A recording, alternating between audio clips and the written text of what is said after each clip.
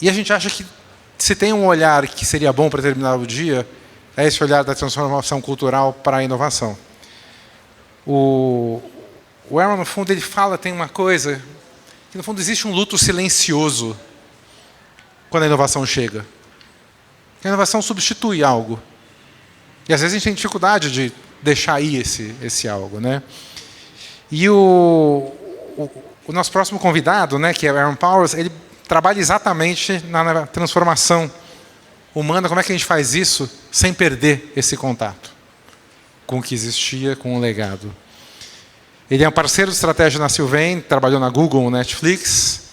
Então, pessoal da produção, eu vou lembrar de fazer agora a entrada. Eu sempre esqueço. Com vocês, Aaron Powers. E aí acontece isso, ó.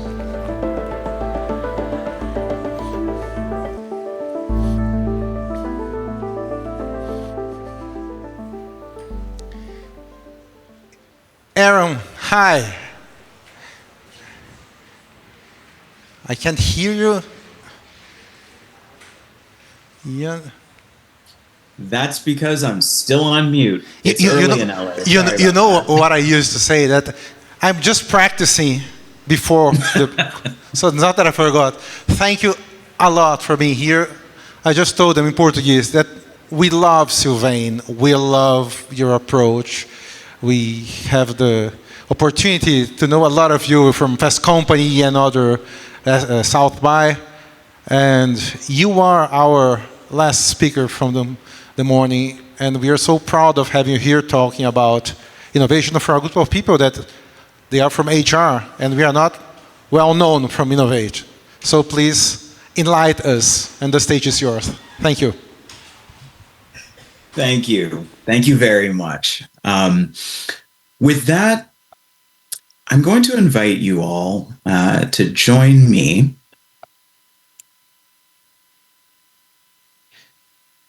right here. What I'd like you to do is close your eyes for just a moment. It is July 25th, 1965, and imagine that you are in Newport, Rhode Island in the USA. You are stumbling through a bar late at night after spending a day at the Newport Folk Festival. But you're angry. You're enraged because someone betrayed the thousands of folk loyalists like you in the crowd. And across the bar, in a haze, you see your target. You lurch toward him and pop. You punch him right in the face. Now open your eyes. You're Alan Lomax. And on that day, you couldn't deal with Bob Dylan introducing the electric guitar to folk music. To give you a little bit of context, Alan Lomax was raised in Texas in the 19-teens. His father, John, was a pioneering musicologist and folklorist. But most importantly, Alan was a folk musician and a folk music purist. On one hand, Lomax was socially progressive for the era. He wrote op-eds about birth control access. He was a regular at Black-owned nightclubs. And all of this informed his belief that music should be by all the people for all the people. On the other hand, though, Lomax was a bit conservative. He viewed tech as an existential threat to culture itself. From radio to TV to computers, electric guitars, he saw that they were reshaping and would continue to reshape the record industry. And the breadth of cultures that produce amazing sounds, he feared, would be ignored, and that would lead to what he called a cultural grayout, the flattening, homogenization, and erasure of cultural variety. As tech expanded, the grayout spread, and Lomax found himself wrapped in pain. It felt like he was losing a foundational relationship in his life. Tech advancement itself had led him into a state best described as grief. So now fast forward to 2024. You're a millennial music lover, let's say. You've got Sonos speakers in every room of your house, and you know the app like the back of your hand. But one morning, something is way off. Everything has moved. Basic features are missing. The app experience itself was suddenly just broken. This was Sonos's botched mobile app update. Sonos defended the charges, apologized, issued regular software updates to address the problems over time, and they're winning back favor, slowly but surely. I still have all of my Sonos speakers in my house. But the episode itself was embarrassing. It was difficult, expensive, and ironic considering their brand mantra, "It just works." Users' public rage was an expression of uninvited grief, once again guised as tech advancement. Theirs is the grief of innovation. Businesses can be so focused on bringing newness to the world that we can forget about the relationships people have with what used to be. I'm Aaron Powers, and I'm here to talk about how businesses can better connect consumers to futures that they can't yet imagine. Now, as you heard in my introduction, I'm a partner of strategy at SYLVAIN. We're a design and strategy company based in New York, Los Angeles, Amsterdam, and Richmond, Virginia. Also, as mentioned, we do work with companies like Spotify to build an entertainment ecosystem beyond music, or with GM to build a luxury car sharing platform. I spent a lot of time with American Express building a next-gen vision for hospitality, for example. I don't do that to pat myself on the back, although I am very proud of all the work we do at SYLVAIN. It's more so to underscore that big, public, existential transformations is my day job. So, getting back to grief. It's a really tidy word to describe a truly chaotic experience. Grief is a Pandora's box of emotions. It's sorrow, fear, anxiety, confusion, loneliness, and a bunch more emotions that are too messy to name. And in the West, we do everything we can to avoid that Pandora's box. Other cultures take time to honor grief. However, our culture pushes people to move on as fast as possible. In the US and Canada, for example, there's no federally mandated bereavement leave. And in Brazil, it's barely better at 2 days. In the EU, the average is nearly 3 days, and even the most generous European countries only offer about 7. Anyone who's lost someone that they love, knows that 7 days isn't enough, let alone 2 or 3 days. In other cultures, grief is a shared ritual, or even has a series of shared rituals. But in our culture, we go through grief alone. It's independent. The lonely grief experienced during COVID was staggering. We drank alone, for example. We shopped alone. Online shopping actually went up 100% in 1 year. That's that big spike on the graph. We even zoned out in front of the TV alone. On top of grieving fast and alone, we just grieve cheap. In the current moment that we're all living through, we seem to be convulsing from uncertainty to uncertainty. And our mourning toolbox is empty. We're scraping at the bottom for poor substitutes like doom scrolling and, yes, more alcohol. But jokes aside, it's bad, y'all. That fast, lonely, cheap grief leads to elevated incidents of depression, anxiety, and other chronic health issues. Our avoidance of grief is, ironically, killing us. So how do businesses respond to this? They meet consumer demand. They head to the war room and monetize our grief avoidance. And you're very familiar with what the outcomes look like. It looks like skipping the funeral. Netflix gives you no time to mourn the ending of the show that you just watched before it shoves you into your next binge. And I love them, I work with them, but still, boo. It can also look like burying the past. Twitter was erased overnight with the very confusing and very not sticky rebrand to X. They erased the colors, the iconography, even the language itself that was built into the brand. And many people felt like Elon Musk wasn't saying Twitter is changing, but implying that Twitter never existed. It can also look like playing dead. Lipton Tea posted a fake obituary for its peach tea flavor. They even threw the hashtag in RIPeach. This deeply saddened superfans, and you may not know this, but there are a lot of significant fans of Lipton peach tea in particular. So hours later, when Lipton posted, "Just kidding, peach is here to stay," audiences felt like this was a betrayal. They actually started posting things like, "Is this what a toxic relationship feels like?" And other quotes like, "This is why people have trust issues."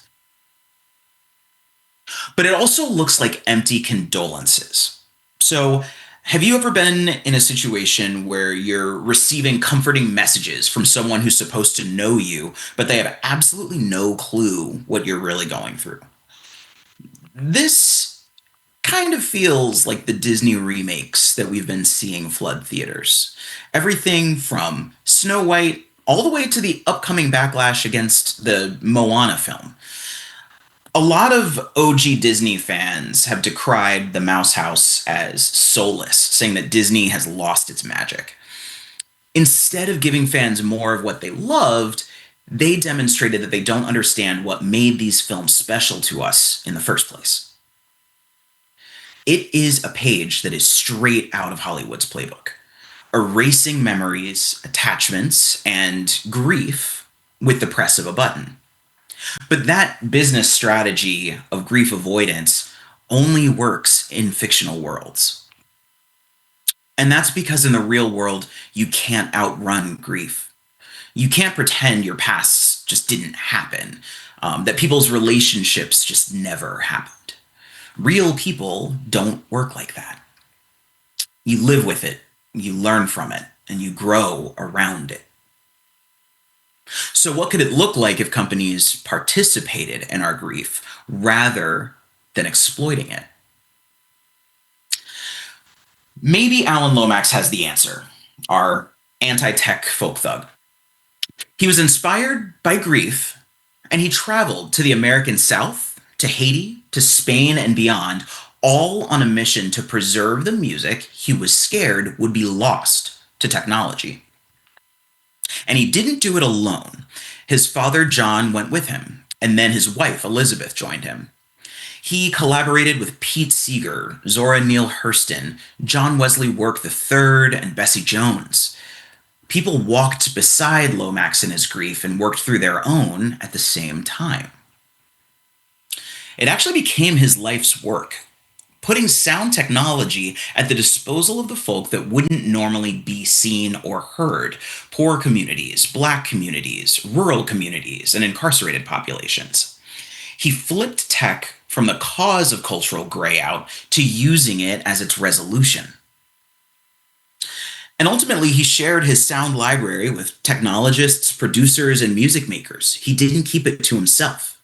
His field recordings were sampled like crazy, and they actually inspired the folk music revival of the 1970s.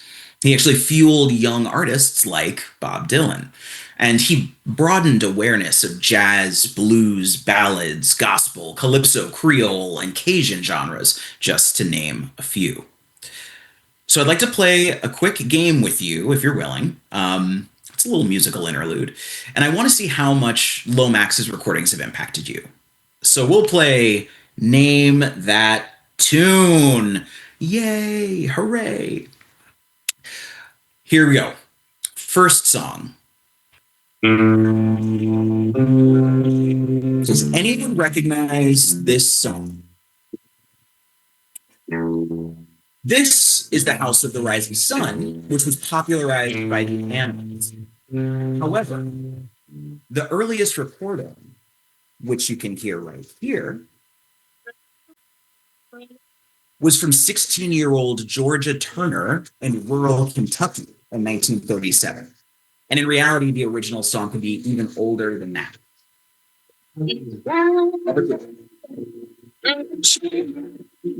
Natural Blues by nōvi. However, the sample is Trouble So Hard by Vera Ward Hall.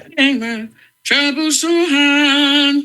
This was recorded by Lomax in rural Alabama, and Moby ended up using this recording and many others from Lomax's Sounds of the South album. One more for you.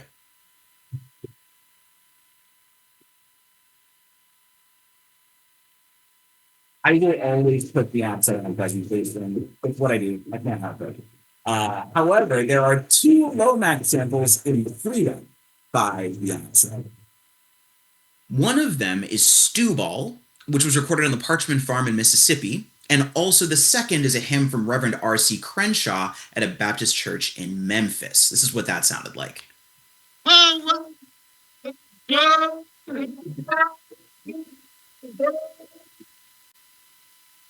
Lomax visited Parchman 5 times between 1933 and 1959 because its musical roots were so deep.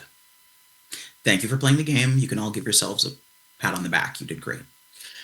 All this to say, grief hurts, but it can be inventive. It can be visionary. And that's because of its core truth. Grief is a practice of imagination, cruel as it might be. It deals with the somehow impossible, yet completely inevitable.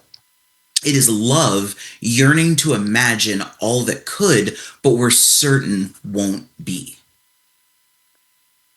But what if it could be?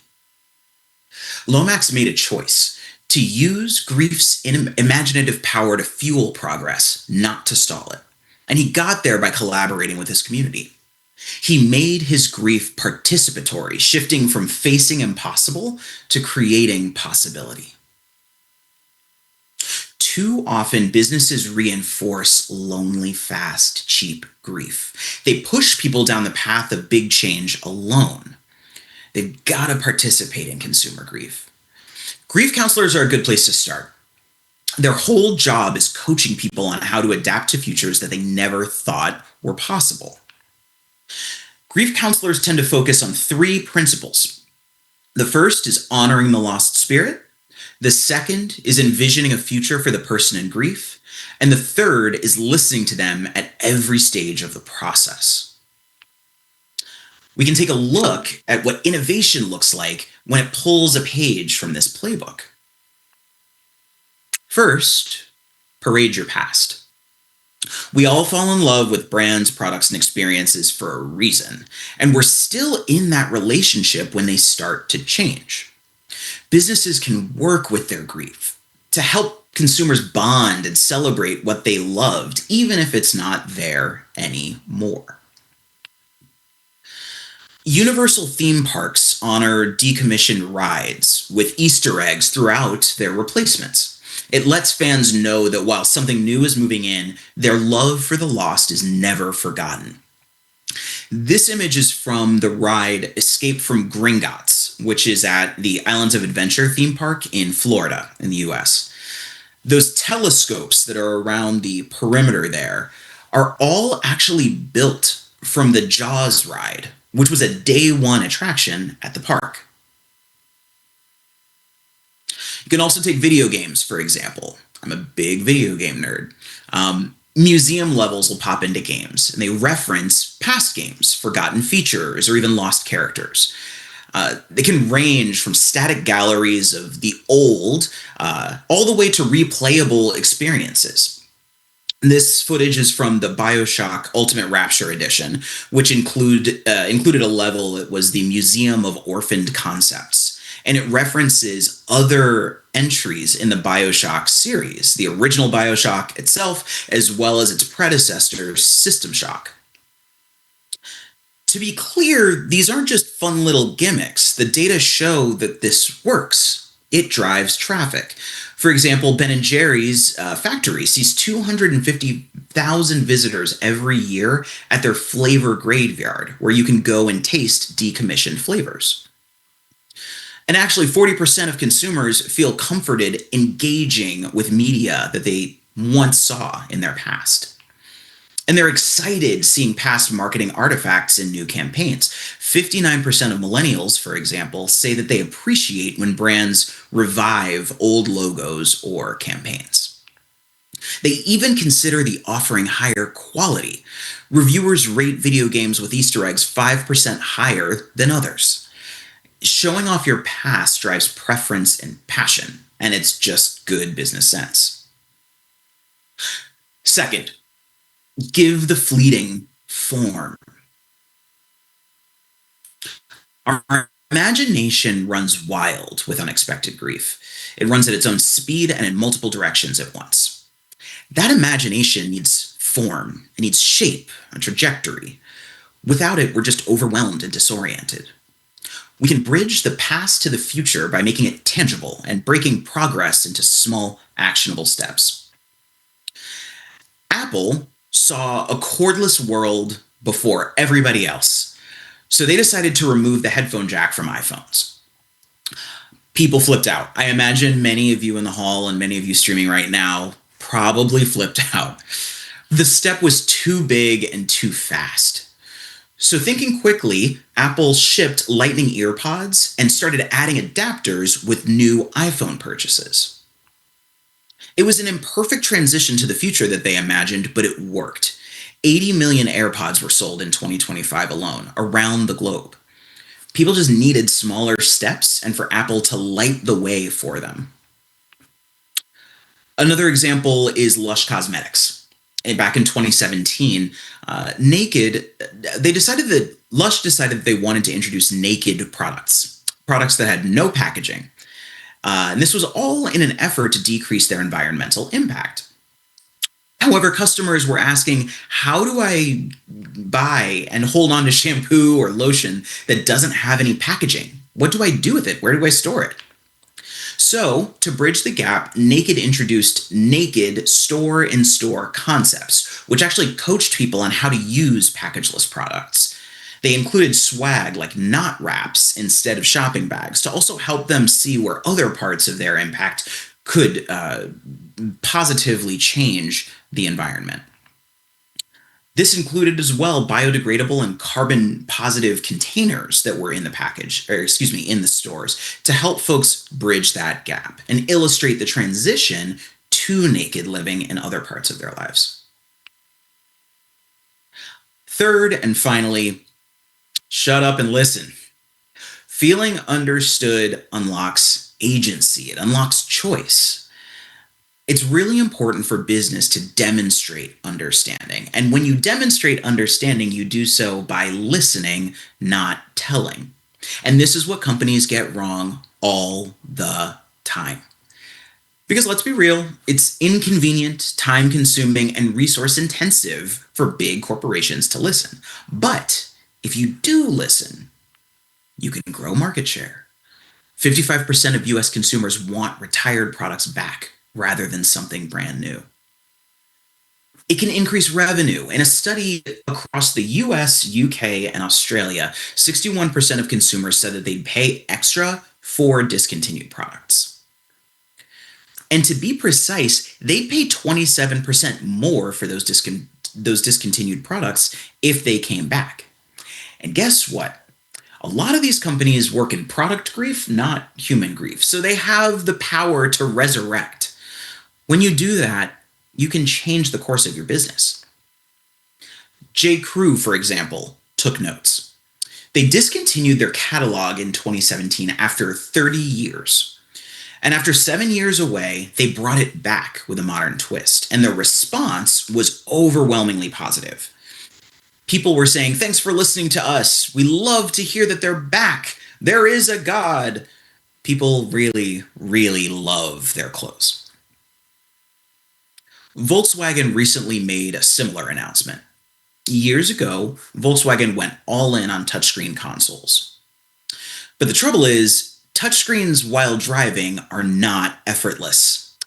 VW drivers were frustrated. They missed their buttons. VW, to their credit, owned their miscalculation. They brought back physical buttons. They're maintaining the benefits of a smarter driving experience while also moving forward into the future. We always move forward when we listen to what people want. So participate in consumers' grief. Honor, envision, listen. It's not that complicated, but the results can be tremendous. Let me leave you with this last thought. Alan Lomax got this whole thing intuitively. He didn't need a diligently developed, surprisingly simple strategic framework to get there. He invited others to participate in his grief. And his choice to engage with it creatively and collaboratively shaped the planet's listening for generations. Maybe even beyond our planet. Lomax was invited to join Carl Sagan's Golden Record project.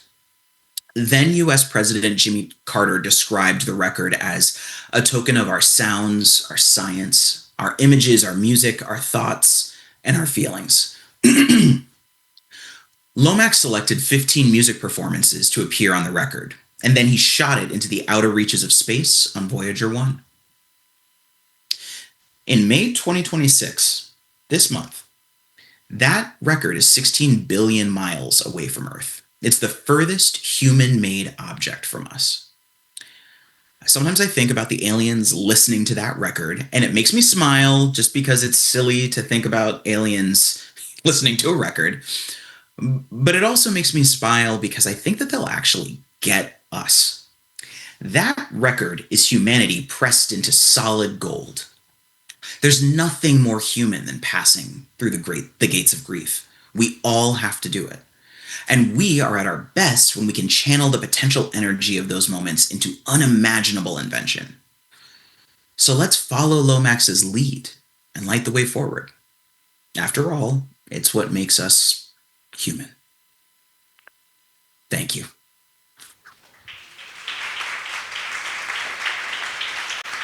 Always amazing, always so good.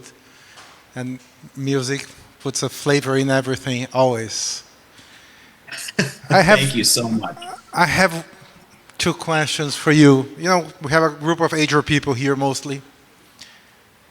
And I think that the grief that we have is to let the old traditional training and development way of doing things to go.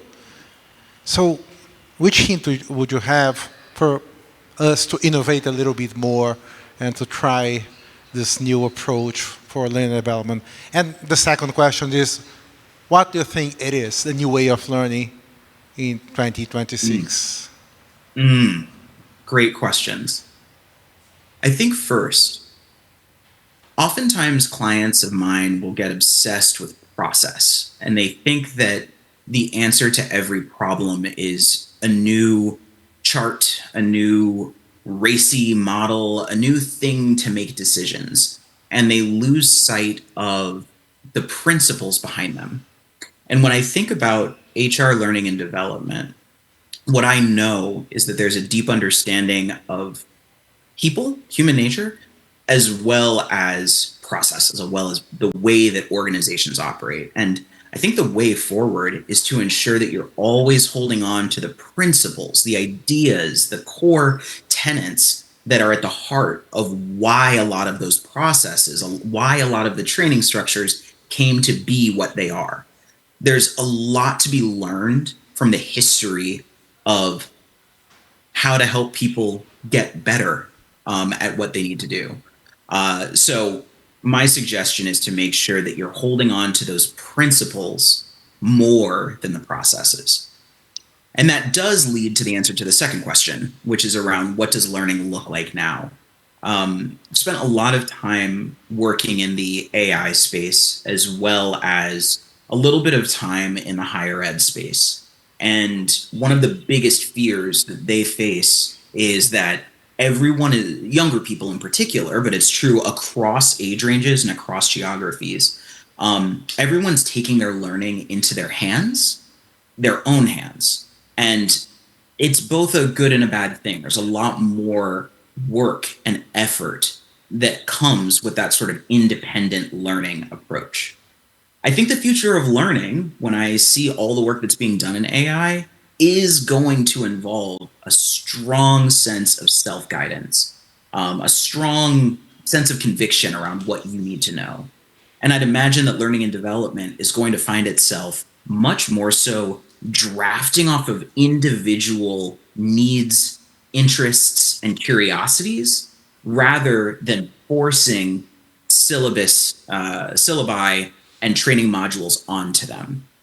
And we'll also be probably needing to spend a lot more time understanding how to flex learning to meet real life, meaning when people learn, in what contexts people learn, and the flexibility to learn on your own, but also with others who have that sort of vetted knowledge behind them. So the more that we can lean into those changes, I think the more success we can potentially see from folks that you're teaching. And thank you a lot for your presence here, for being here virtually. Hopefully next time we'll be here face to face. Thank you. Thank you very much. Appreciate it. Take care.